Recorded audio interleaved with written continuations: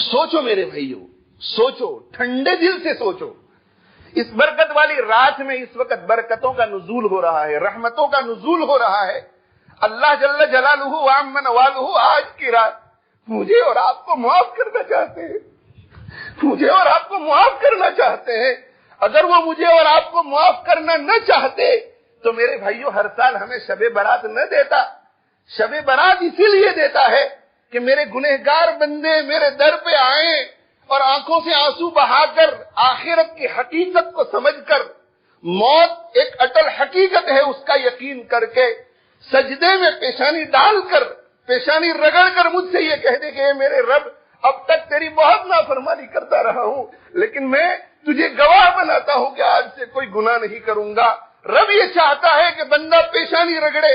ادھر پیشانی رگڑنے سے اس کا سر اٹھنے نہیں پائے گا کہ اللہ کی رحمت اس کو موسلادھار بارش کی طرح اپنے اندر گھیر لے گی، اور اللہ جل جلالہ وعم نوالہ ایسے بندے کی طرف متوجہ ہو کر فرشتوں کو کہیں گے کہ میرے فرشتوں، میرے بندوں کو تو دیکھو مجھے راضی کرنے کے لیے پیشانی کو کیسے رگڑ رہا ہے. وہ ہمیں معاف کرنا چاہتا ہے، وہ معاف کرنا چاہتا ہے. حساب آخرت میں لے گا، دنیا میں حساب لینا نہیں چاہتا.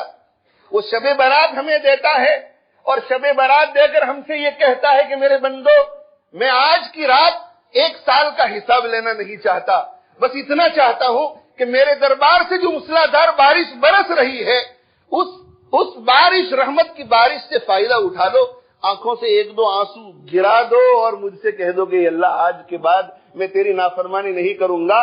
میں تمہارا حساب لینا نہیں چاہتا، میں تو تم کو معاف کرنا چاہتا ہوں. بدقسمتی میرے بھائیو ہماری ان مبارک راتوں میں یہ رہتی ہے، مبارک دنوں میں یہ رہتی ہے کہ ادھر سے موسلادھار بارش رحمت کی برستی ہے اور ہم ہمارے برتنوں کو الٹا کر کے اس کے دربار میں آتے ہیں. ہم کچھ لینے کی نیت سے نہیں آتے، ہم لینے کی نیت سے نہیں آتے میرے بھائیو. وہ تو مائل بکرم ہے، کوئی سائل ہی نہیں. وہ تو مائل بکرم ہے، وہ تو کچھ دینے کے لیے خواہش رکھتا ہے، دینا چاہتا ہے.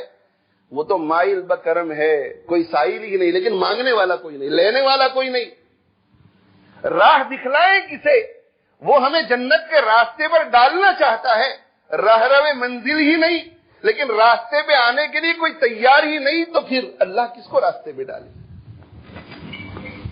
عزم کرو میرے بھائیو، آج کی رات عزم کرو کہ ہمیں ایسی زندگی گزارنی ہے کہ جس وقت ہماری روح نکلے اس وقت بجائے خوف اور ہراس کے ہم جھومتے ہوئے اللہ کے دربار میں پہنچے. ولدتك امك يا ابن آدم باكيا والناس حولك يضحكون سرورا.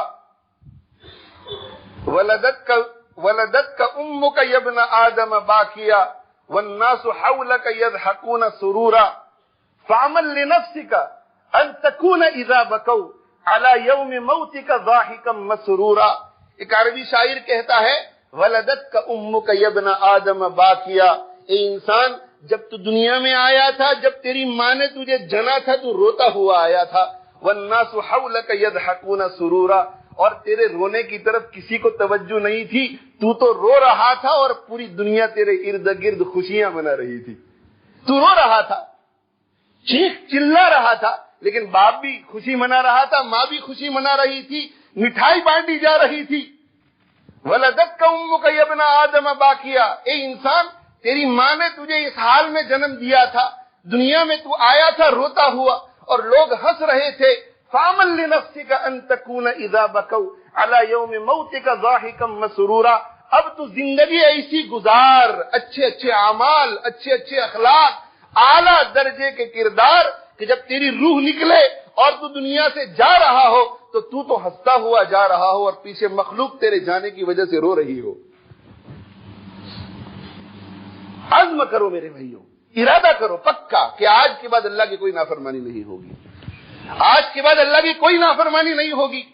یہ آنکھ اسی چیز کو دیکھے گی جس کو اللہ نے دیکھنے کی اجازت دی ہے، یہ کان اسی چیز کو سنیں گے جن کو سننے کی اللہ نے اجازت دی ہے، یہ زبان اسی چیز کو بولے گی جس کو بولنے کی اللہ نے اجازت دی ہے، یہ قدم اسی چیز کی طرف چلیں گے جس کی طرف چلنے کی اللہ نے اسے اجازت دی ہے، یہ ہاتھ اسی چیز کو پکڑیں گے جس کو پکڑنے کی اللہ نے اجازت دی ہے، یہ پیٹ اسی چیز کو اپنے اندر لے گا جس کو لینے کی اسے اللہ نے اجازت دی ہے، اور یہ دماغ اسی چیز کو سوچے گا جس کو سوچنے کی اللہ نے اسے اجازت دی ہے۔